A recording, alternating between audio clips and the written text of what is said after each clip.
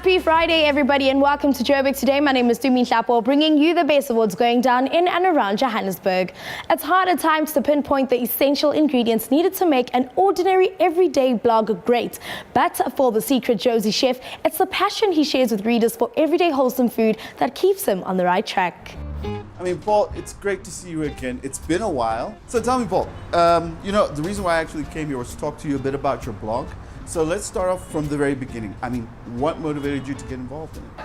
Well, I suppose it's like all of those things. It was actually, I think if I had thought about how much work it was going to be, it wouldn't have ended up. I didn't think it through. I thought I'm going to create a page, I'm going to share a couple of recipes. I was actually working on a cookbook, and I thought I'll share it with my friends.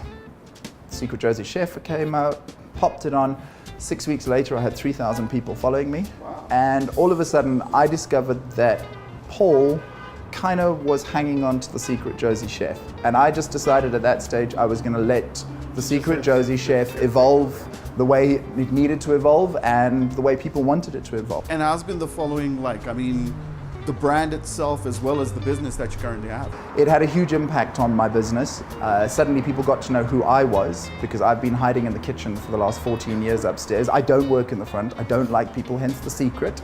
But the secret kind of didn't work. And then I started to get into the teaching. And that was, I think, where my big connection to the Secret Jozi Chef came in. I actually love that sharing of the passion and of the cooking and all of that. Now, you mentioned planning. So why don't you share with me the secret behind the Secret Jozi Chef's execution of an actual blog? The inspiration, as for everything else for me, is my appetite. I really am driven by kind of like food that I'd like to eat, and then I let little other things influence. So at the moment, I seem to be cooking a lot of spicy food, a lot of slow cooked food. It's winter, and everybody wants to sort of eat those meals. And I do think those are the things that I allow to sort of shape where we're going to go. But it's a very relaxed process because I was intent on making sure that as much as the Secret Jozi Chef is in charge, he kind of doesn't run my life. So sometimes I will post 3, 4, 5 times in a week, and other times my guys out there are lucky if there's one. Yeah, that's it. I've been pretty quiet for the last couple of weeks because of the school, but people are kind of still there and they're still communicating and we're still talking. And I'm amazed. I mean, I still get stopped in the supermarket by random ladies who want to talk to me about what's for supper. It's actually funny you should mention that because I was about to ask you, whether or not people influence your blog as a whole. They do, and I think a lot of it generally first started with the more sort of serious questions, health stuff. I can't eat cream, I can't do this, what can I do instead? And then it started to come from a sort of an interaction of, well, what's on the shelves at the moment? People are looking for inspiration. We are kind of a little bit stuck in our supermarkets. We always have a ton of mince and chicken breasts, and like I have shared probably 60 chicken recipes, and it doesn't matter how many I share, people just want more and more and more. And that's one of the things. So I think it is a case of what people want and also what I want, and then the two meet. And I think that's the success of the page. So look, moving forward with the blog, where do you see yourself the next couple of years? It's kind of already pointing the direction we're going to be going. And it was a reminder that when I started the blog 2 years ago, a year and a half ago, it was to test recipes for my cookbook. Sadly, as I finished the cookbook, I didn't back it up to the cloud. I'm not a technical person, and my car was jammed and I lost my laptop and I lost my cookbook. So the natural progression now is actually to go back to where I started it all and to produce the cookbook. And there's actually now two, because there's the one that was inspired by my restaurant, but then there's also been the Secret Jozi Chef, quick, easy recipes that can have that sort of appeal. So that's kind of where the next stage of the evolution is, back into wanting to produce my cookbook. That's fantastic.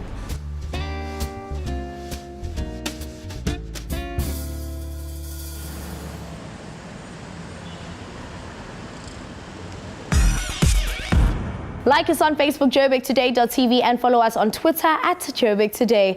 Still with the Secret Jozi Chef, Leroy got the opportunity to get to know the man behind the blog, Paul Marcel.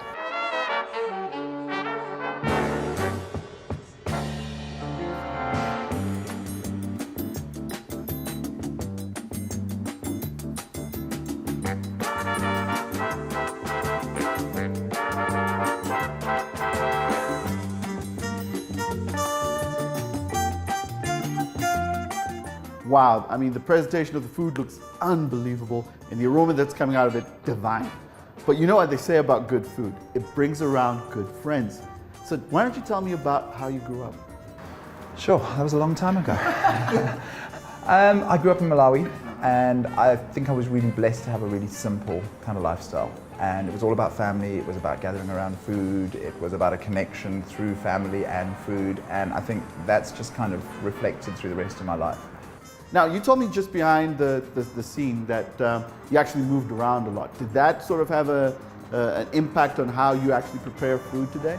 I think you can't avoid but allow it to influence. I mean, I was a kid when I was doing all of the moving, and my parents kind of just tried to assimilate into wherever we were. So when I lived in Zimbabwe, I got to know about the local food. And when I was in Zambia, it was the same thing. And I think that then came through. And then with my background, Portuguese and Indian, the food heritage is really big for us.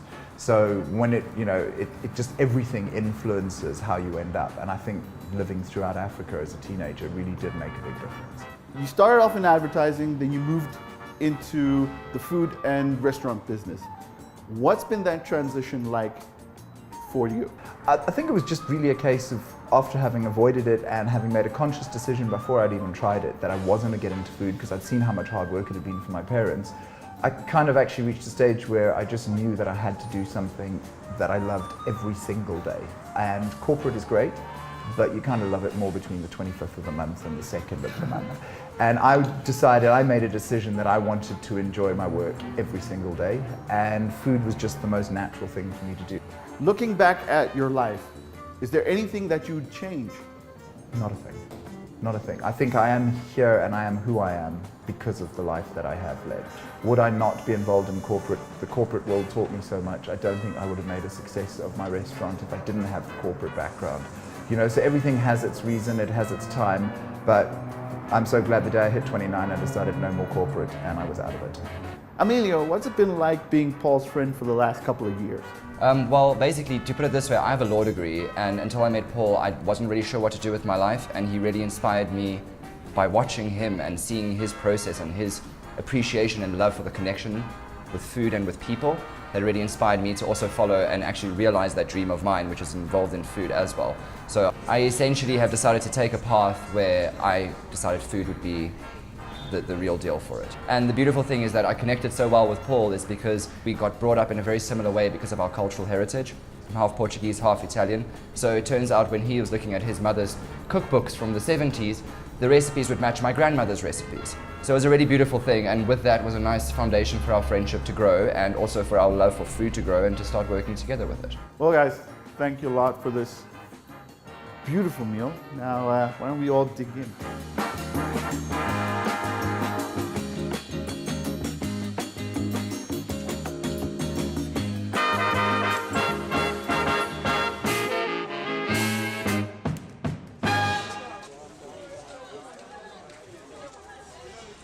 I'm John Terode and you're watching Joburg Today. That's all for today. For more on the city, do check out our playlist. From myself, Dumi Hlapo, and the Joburg Today crew, it's goodbye.